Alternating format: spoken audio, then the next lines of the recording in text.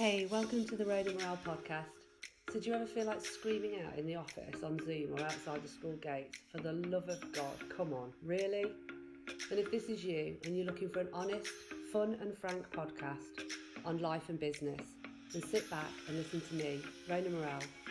I'll be bringing great people on the show to talk, share and debate their life experiences and business challenges, keeping the show unpolished, but in a fun and unique British style, with sarcasm, tenacity, or maybe a few swear words or tears. This podcast keeps it real, honest, raw, and removes the bullshit in the only way I know how, through authenticity and getting shit done. Think of it less like the Housewives of New York or Towie with the lipo and drama, and more like the house lives of the real world. I hope you'll take something away to be better informed, laugh, smile, or maybe even finally getting the confidence to shout, come on really. So enjoy. Hey Mikey, how are you? Hey, bonjour from Paris. Oh, bonjour. I don't know any French, so we'll leave it there. Welcome so much for coming on to the podcast. And for those people that don't know you, Mikey, for over 20 years, I know you've worked in terrorism, national security, British military as a Chinook helicopter pilot. But obviously in recent years, you spent your time in Paris, New York, and you are now a very well-established journalist and filmmaker. I know that a lot of your work has been broadcast on the likes of the BBC, CNN, National Geographic, Vogue, to name drop a few. And I know you've been covering things like mental health, COVID, national security and conservation. So you've got a really broad breadth of what you do. So this is going to make for an interesting conversation in terms of where we go. And I really do want to touch on your amazing documentary that you've done, recorded over sort of 4 years, called My Autistic Brother and I. I've seen some of the comments and testimonials from that, and it really is incredible, and it's very very moving. So hopefully we'll get to touch on that as well. So hopefully that sums you up in your last sort of 40 years on the planet. And I remember when we first met actually was through Red Bull, and we were at the Red Bull Air Race in Australia. And I seem to remember you trying to get me into trouble at the airport security in Perth, which royally backfired on you, and you ended up basically getting your bag searched. So yes, over to you, Mikey. It's been a few years. I can't believe you're still holding that against me. Well, you lot were offline business. I was in like economy class, so yeah, I was going to do anything I could to try and get an upgrade, but it wasn't happening. Can't believe you're still blaming the fact that the security people at that airport zoned in on you first and not me. I mean, there's something to take away there, Raina. Inwardly. Well, okay, I'll take the feedback. And no, one quick thing as well is that I flew the Puma for 20 years, the assault helicopter Puma, not the Chinook. The Chinook's the two-bladed one. The Puma's a single one. I don't really care. It's just I'll get a lot of banter if I let that one slip. Okay, apologies on that one. I stand corrected. But I've learned something straight away, so that's great. We can now move on, and I do not fear getting the banter ripped out of me for the next 20 years for this podcast, letting that crucial bit of information slip. We're good to go now. Oh, no, because I think for me as well, it's like it's been interesting over the years when we've had kind of major terrorism events. Every so often I'd be eating my breakfast watching Good Morning Britain, and I'd be like, is that Mikey? Oh my God, that's Mikey, you know. But actually having that exposure, I guess, with all that experience in the military and what you did, how did you go from doing that to kind of getting on the likes of TV shows and working in that environment? I mean, it's really interesting when you leave the military. The transition into anything is really quite difficult. You speak to any veteran, and they've probably got a really hard, interesting, tenacious background and story on how they're doing what they're doing now, because for some reason there just seems to be this block between corporate organizations recognizing the ridiculously brilliant talents that veterans have, and a lot of them reside in the soft skill sets, not the hard skill sets, because by virtue of being in the military, you know, you don't need a degree to be in the military. You don't need to have had experience in manufacturing to be in the military. You kind of learn it as you go. And especially when it comes to flying, you learn that too, and they train you very well. But it's all the soft skill set stuff that really comes into play that corporate organizations are, quite frankly, missing out on. The ability to foster esprit de corps, that's like the glue between people. In the military, we call it taking a bullet for a mate. And you get to that position because you go into combat with mates, males and females, and you get very close to them. And when you really need to rely on someone, they're there. And I think that's what we do really well. We're agile, we can adapt, we're tenacious, we're resilient, we're on the spot thinkers. And, you know, I just think all that great stuff we've still got a long way to go with all that. But in terms of counterterrorism, my experiences started off in Northern Ireland. That was my first tour on 230 Squadron, flying the Puma. I was a baby pilot. I was 22 years old. And the IRA was still really, really active in the province. Not just the IRA, but the RIRA, PIRA. This is obviously all before the days of Islamic State and Al-Qaeda in 2001. And I was in the province from 99, in Northern Ireland from 1999 to 2000, over 2 years. And I got to see some, you know, quite sort of revealing stuff. The Omar bomb was one of the first on scene for that as the Kazovac pilot. I got to see numerous special forces operations. We worked very closely with them to target certain individuals on the border down by Newry. And it was a fantastic experience. And then 2001 happened. Our training went from being temperate and northern Norway based, which was conventional against the Russians, to what now happens to this kind of asymmetric warfare, they call it. And asymmetric warfare is basically an enemy that doesn't wear a uniform, an enemy that doesn't abide by the Geneva Conventions or the laws, an enemy that effectively does what it wants, an ideological based enemy. And so it's kind of, we had to switch footing into understanding the way that they operate, the way that the intelligence worked, the equipment capability to start trying to track and counter these people from drones to various intelligence capabilities. And so the whole thing switched. So I was kind of in the middle of that as we went from this sort of conventional posturing from Cold War style warfare to not knowing where the next bullet was coming from. And obviously that manifested itself in Iraq. I did 3 tours in Iraq, initially in Basra and then up in Baghdad with supporting special forces operations up there. And then was involved in Afghanistan, in Helmand province, and more broadly up in Kabul on the Afghan National Army for a big strategic study there. So, you know, going back to your point on how did you find your way onto Good Morning Britain and things like that, you know, when I was appearing on CNN, when I was over in New York, after I left the military, I went to New York for 6 years, I started appearing on CNN. Someone saw me or saw my Twitter account, ended up on CNN. Piers Morgan was on CNN. Piers Morgan then came back to Good Morning Britain. We kept in touch. And then he basically brought me on to Good Morning Britain because he trusted my analysis. And not only sort of with the combat experience, I'd also got a master's from King's College London through the military as part of the Advanced Command and Staff course. When you're effectively being promoted to the rank of Lieutenant Colonel and it fosters you to becoming a general, you can then do a master's with King's College, and that was in international relations leadership, and we covered a lot of terrorism and that as well. So you know, with me, you got kind of this dual combat academic experience, which you know, I think is quite useful when it comes to, you know, things like the Paris attacks or what we saw with Islamic State around Europe for a lot. So yeah. So do you think a lot of those, I mean, just even hearing all of that, that's a tremendous amount to take on board and experience, witness, live and breathe. Has that influenced you massively in terms of your journalism and your filmmaking now? I think what's really interesting is when I went into Iraq in 2003, we didn't even have 1% of the information that you have now when you look back on the reasons for a war being launched in Iraq. You know, things like the accusations of weapons of mass destruction. Well, there were never any found. The accusations of Saddam Hussein having direct links with Al-Qaeda, which, you know, wasn't true again. And so there's a part, well, certainly with me, there was a part of me which was, you know, there's been a lot of stuff happening over the years which just isn't right.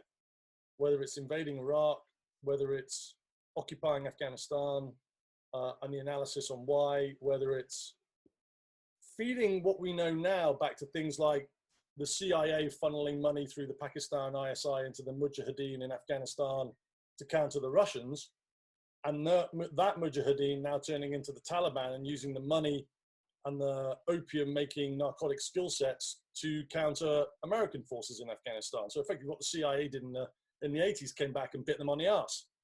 What goes around comes around. Right.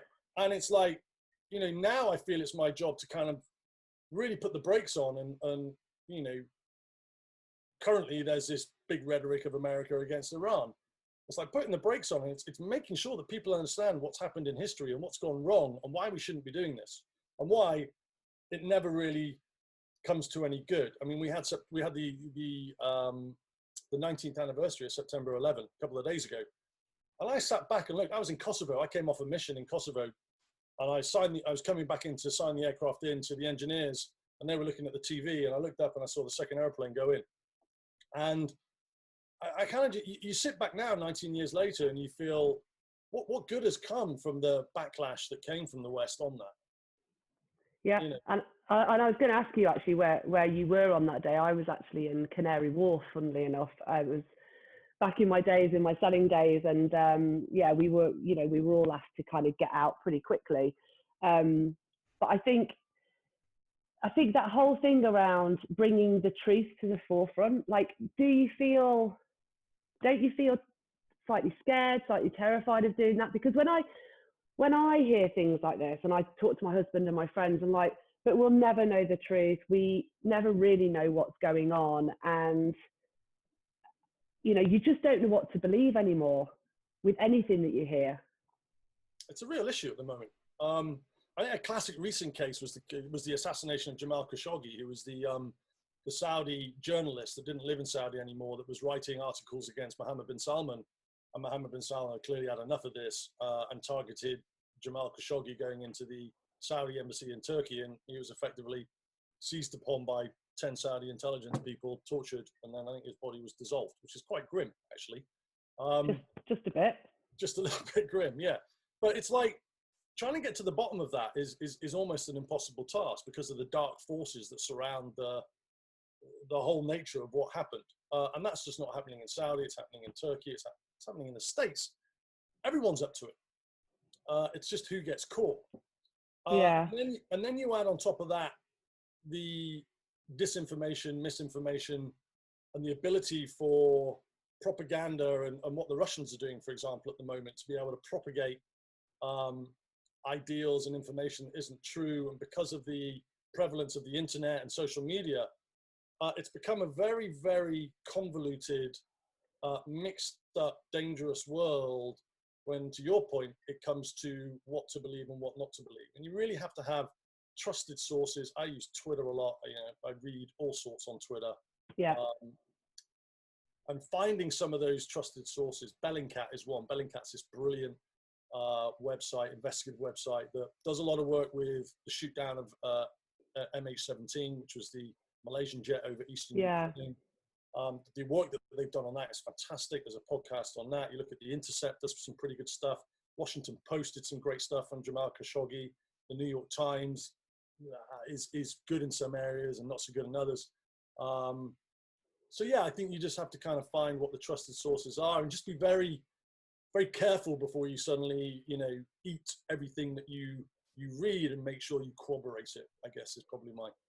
Yeah, and I think it's I've always sort of said there's never two sides to a story. There are like 40 sides to a story. And I think sometimes it's so overwhelming to try and understand and know the truth that I find myself then sometimes being ignorant, because I go, I don't trust any of this. I don't know the truth. I don't know where to go. So I'm actually just going to ignore it. But then you become part of the problem. And as somebody who I frigging hate liars generally and bullshitters. So if someone's lying to me, be that government, political, a friend, you, whatever, I'm gone. I've lost that. You talk about trust. I've lost that trust. Did you just say you? No, not you. Like you said about trust and the importance of trusted sources. I never lie to you, ever. We'll see. Maybe your age. Don't know. but yeah, I just find that really, really frustrating. It's where do you go on that balance of I want to know more and be educated more, which is I like to do, versus I'm just not going to listen to any of it and just pretend it's not happening because I can't trust anything. I think as a global citizen now, we've got to take more onus upon ourselves to do a little bit more research and understand rather than take things at first hand. And I think, John F. Kennedy once said, don't ask what your country can do for you, ask what you can do for your country. And I feel like we've become, because of social media, someone said to me a couple of weeks ago, they said, as soon as the selfie photograph became a thing, the whole world changed. And people started looking inwardly and getting selfish. And this sort of selfie culture started to metastasize across the world. And I think there's something in that. Mm. I'm constantly trying to look outwards and go, how can I do something very, very small and better the world today? Whether it's, a smile at an old lady or helping someone across the road, or, just not thinking constantly day to day, what's in it for me? And I feel like we need to get back to that. We need to foster something again, which is more collaborative, more family orientated, more friends orientated, and be more just less selfish. And I include myself in that.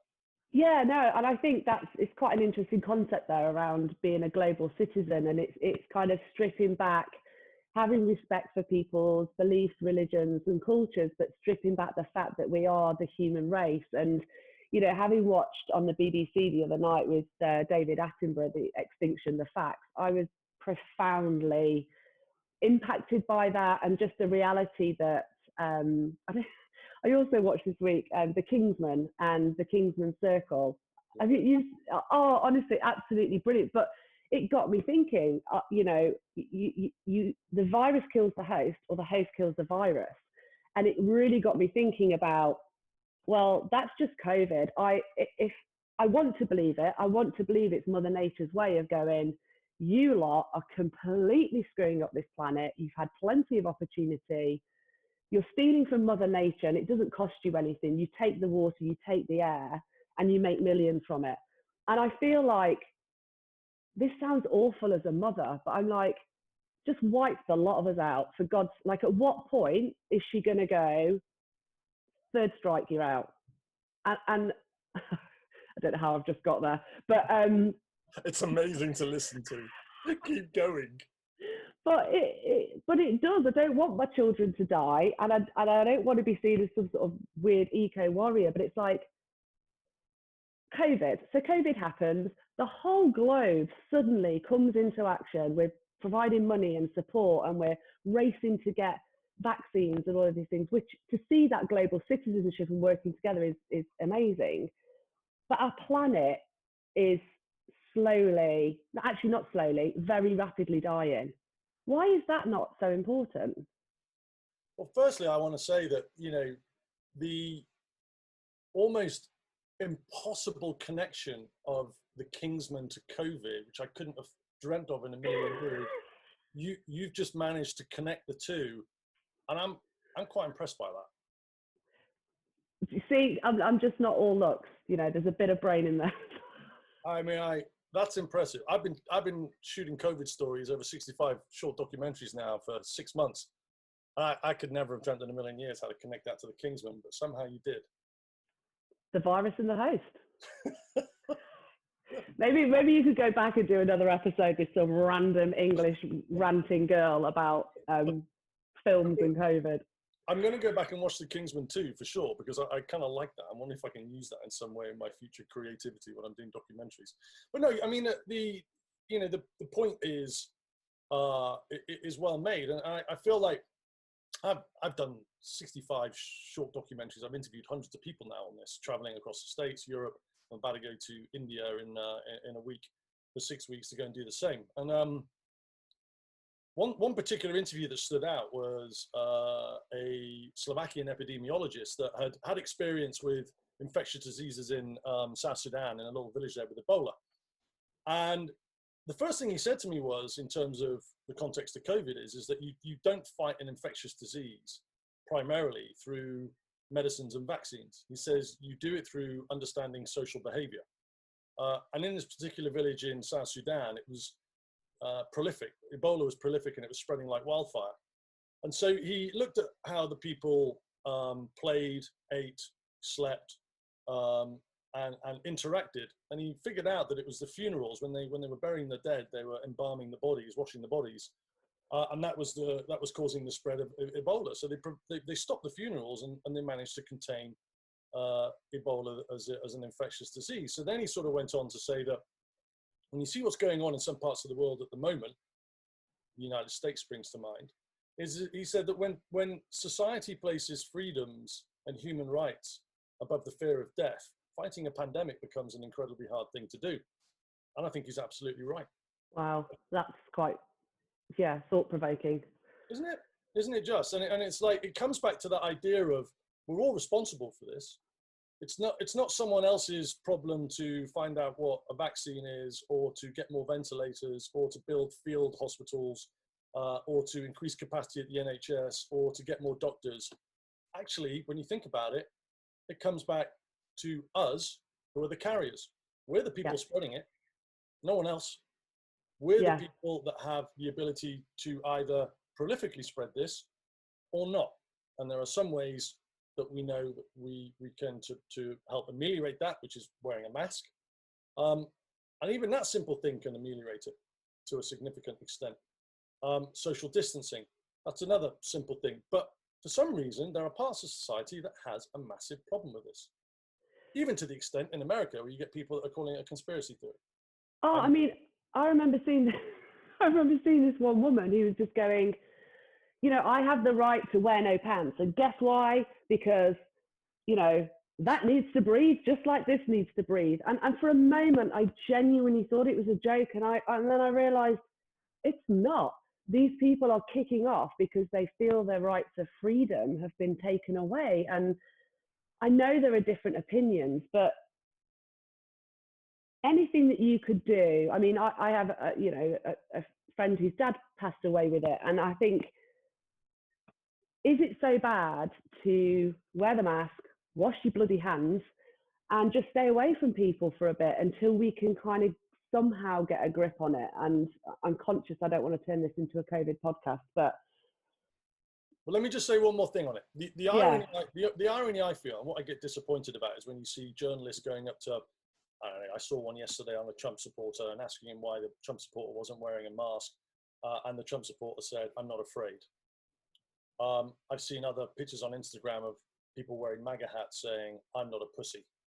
And it's not the point. And this is the big point. The single message that I'd love to just get across in this little chat is, the mask isn't there to protect you. The mask is there to protect someone who's immunocompromised or elderly or vulnerable. That's it. If you're carrying it and you've not been killed by it, you're all right, but you have the ability to kill someone else. And that's the bit that journalists aren't kicking back on and going, you're not actually wearing the mask for you, you're wearing it to prevent killing someone else. And I'm not hearing that, and it's quite frustrating. Yeah, no, well, to make you feel any better, I totally agree. So makes me feel 100% better, actually. You have the Rona Morale approval. No, totally. For the last 20 years, and I finally got it on a podcast. Well, listen, let's kind of move on the conversation, because I would really love to talk to you about the documentary that you've done with your brother. I know you may have talked about it a lot, but I'd like my listeners to hear a little bit more about that journey and what it's meant for you and your family. My Autistic Big Brother and Me, it was a labour of love, and it was a documentary shot over 4 years about 2 real stories. The first story was all about my brother, who's severely autistic. His name's Spencer. He's 2 years older than me, so he's 22. What? You know, I said I didn't like liars. Yeah, fair one. He's 48, I'm 46. He's got a mental age of about 3. And, you know, his real sort of thing is he's an absolute monster on the mountains. He's a mountain goat. I'm quite fit, do a lot of triathlon, love fitness. He leaves me standing on the hills, big hills, Snowdonia, Travan, Gliders, Penarolwen. These are not small mountains. And I've always found it absolutely fascinating in an incredible way. And I've always admired him. And when I was in the military, which was years ago, we didn't have these things. We didn't have phones with cameras on. We didn't have the GoPros. We didn't have the ability to capture stuff. And slowly, before I even started getting into filmmaking in a proper big way, I just started filming in one of these things. I'd be like behind it, breathing my, literally the lungs coming out of parts of my body you just wouldn't want to see. And I started posting them. I didn't have many followers at the time on Twitter or Instagram. I just started posting little things about, autism and hopefully sort of just trying to change people's views on autism or inform in some small way. And they always went down really well. I never, ever, ever would receive a derogatory message or a comment. It was wonderful stuff. And so I started building up this bank, if you like, of these little captures of Spencer. And I thought, I left the military, and as I'd gone to New York, and as I was getting better at filmmaking, self-taught, started off with photography, hanging outside fashion shows in New York, then doing behind the scenes video, same time doing a lot of foreign policy, got an opportunity to go onto the Syrian border with Lebanon, shot a load of interviews with Islamic State leaders, radical sheikhs who are supporters of Islamic State, Omar Bakri, that interview's online, an interview with Omar Bakri. Yeah. I just started getting sort of good at it, but then would come back and I suddenly thought, there's a big story here. Let's put some creative thought into it. So the two storylines were how Spencer, who's an autistic guy, uses his outdoors as medicine and therapy. And you don't have to go straight to drugs or narcotics, not narcotics, but, drug sort of answers. Yeah. I mean, truth coming out now. Yeah. Yeah. Do not go onto heroin or crack cocaine because that's not a good thing. But also the other story, which was my mum. And as a single mum, for every single day of her life and night, she looked after my brother, and she did it relentlessly, and she did it independently. And she was an incredible human being. And when she passed away in 2009, there was a big part of me which fueled my passion for filming this, which was, I don't want to let her legacy just slip through my fingers like grains of sand. There has to be something out there which is a dedication to her, which is a reflection on how wonderful Spencer is, and also my sister who's picked up the mantle. So anyway, 4 years, I had some brilliant friends in the industry who guided me with the script. But I filmed it all. I did all the interviews, did all the sound, edited it all together. Got put in touch with this wonderful woman called Claire Jones on Anglesey, who's part of Heart and Soul Films, ran by Eric Harwood. Yeah. They put me in touch with BBC Wales, and they loved it. And it ended up getting on the big screen as my first long-form documentary. I've literally made a gazillion short-form 3 to 10-minute short docs, but this was the first long-form doc, and it was the response was fantastic, and its social impact, and it has the ability to impact society in a wonderful way. And do you have video footage with your mum involved in this process, or is this was all done after your mum passed?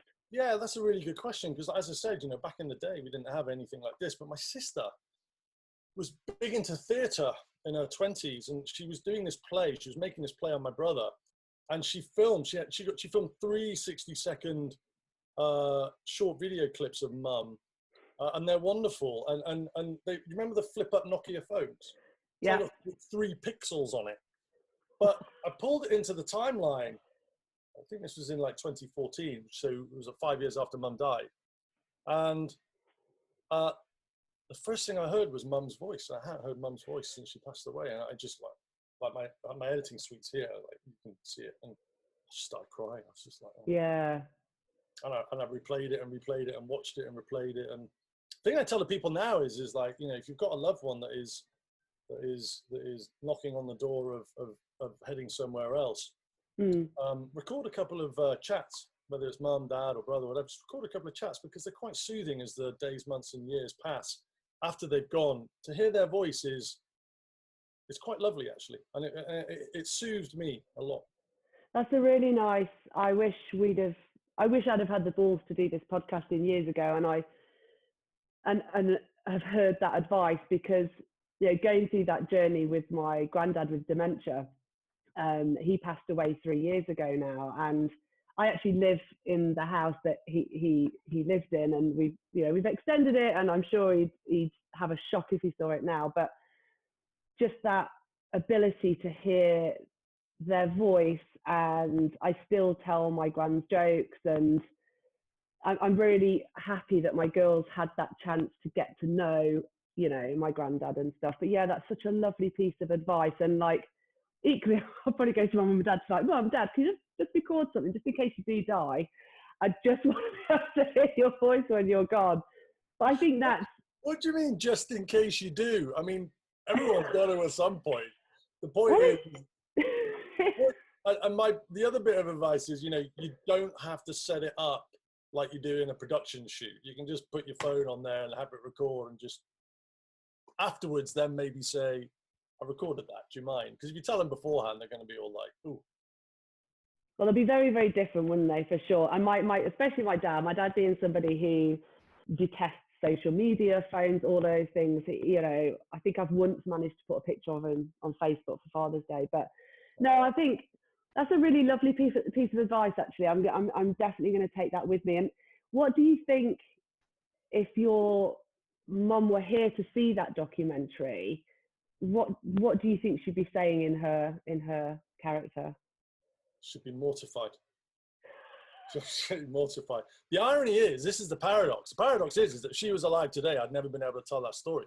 She wouldn't have let me within a mile of her with the camera. No. Not a mile. She didn't want anyone knowing what she was doing. She didn't want anyone to know about her strife. She didn't want any sympathy. She didn't want anyone to try and come and help her. She just needed to get on well with what she needed to get on well with. Now, there's a devastating part to this story, but it's a really important message is that because Mum was so fixated on my brother's health and well-being and care, she walked him 6 to 10 miles every day. Spencer's incontinent, so he wets himself. So the first thing she did in the morning was bathe him and wash his sheets, and then feed him breakfast, and then do the shopping, and then take him out for a walk. And by the time you've done that, it's 4 p.m. But what she didn't do is she didn't go for a smear test for 20 years.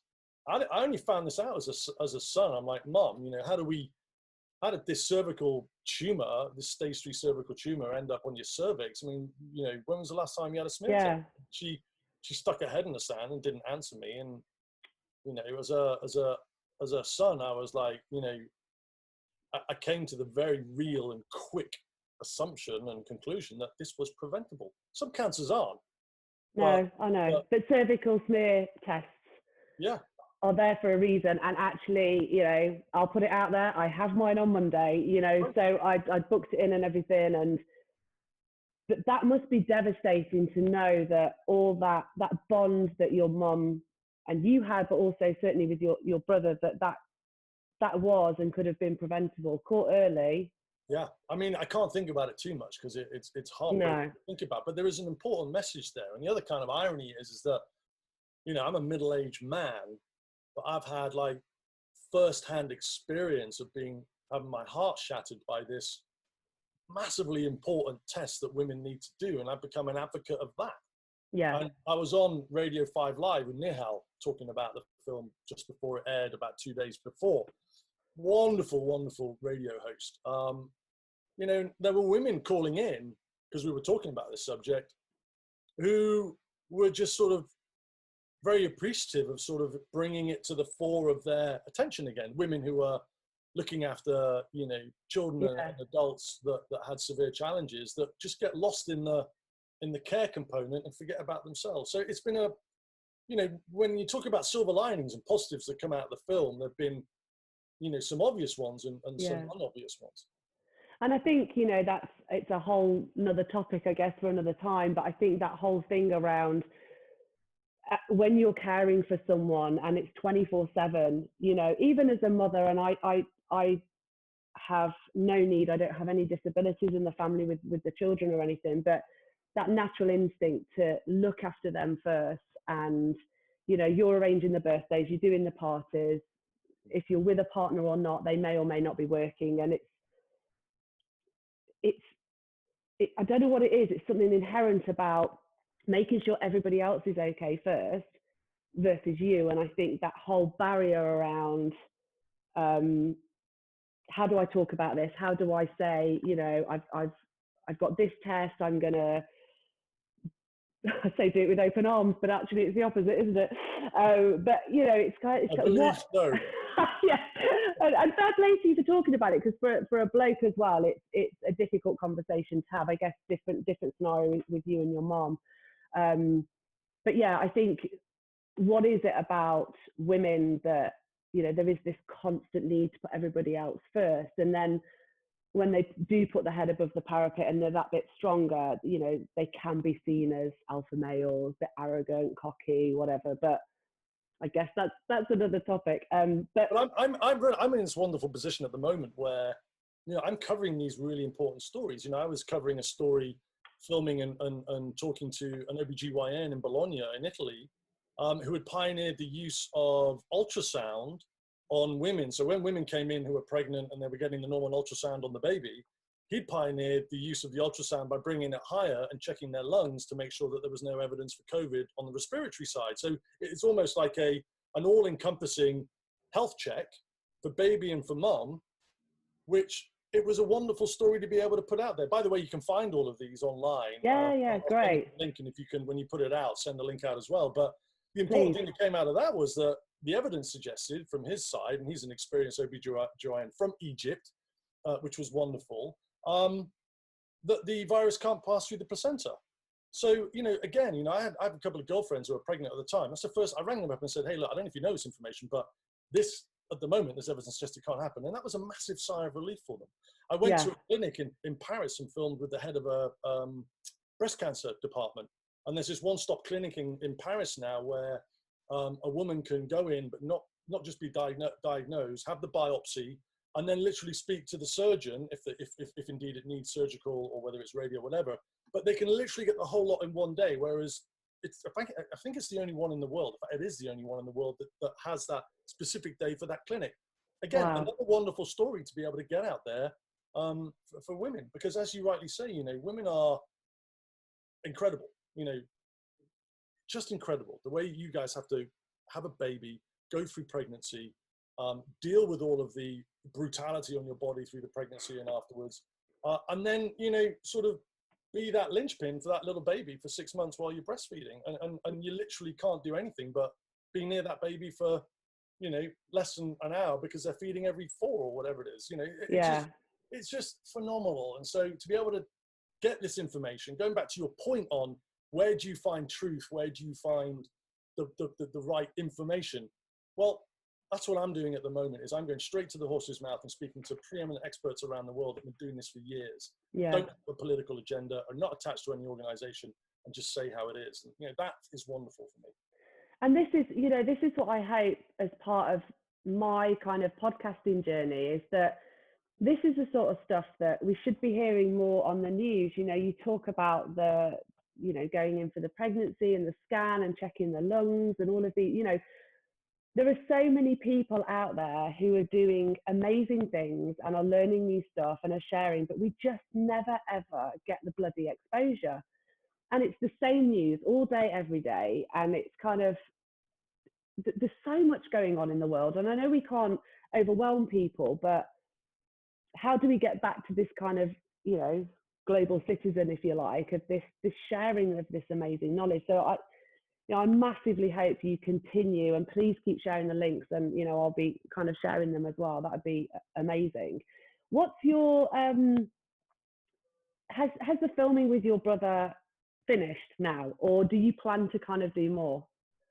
My sister Charlotte just got so pissed off with not being able to go out for a walk without me grabbing a camera, or she was just like, at the end of the 4 years, Charlotte hasn't seen the film, by the way, my sister. She's the major character in it, but she can't watch it because it's too, even 11 years later, she can't watch it because of, it's too sad for mum.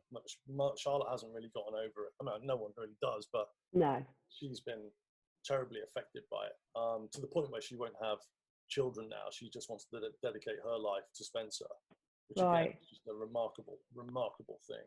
That's another level. Yeah, so I kind of have to listen to her a little bit and you know, I'm not allowed to reach for the camera at all at the moment. And it was, you know, chasing Spencer up mountains and getting Charlotte to find a bit of time to sit down with me and tell me sort of her innermost thoughts and sadness when it comes to Mum. That wasn't an easy thing to do. And, you know, when you see this wonderful film on TV, it's only real in sort of opportunities like this, talking to you and friends, that you really can explain just how difficult that was. Did you find that because you were doing the asking and you were putting more of that, I guess, onto your sister, so your sister was the one having to answer those raw questions versus you having to answer those questions? Yeah, I mean, Charlotte was right in the thick of it. So I was in London working in the Ministry of Defence, and Charlotte literally was on the bed holding Mum's hand when she took her last breath. So, you know, she was the best person to tell that story.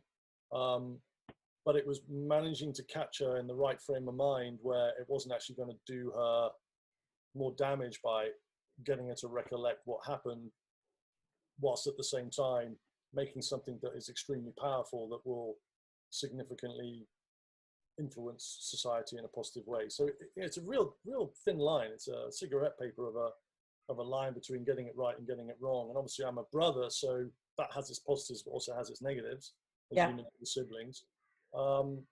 And so it was a phenomenally powerful experience filming it. As I said, it's the most important piece of work that I'll ever do.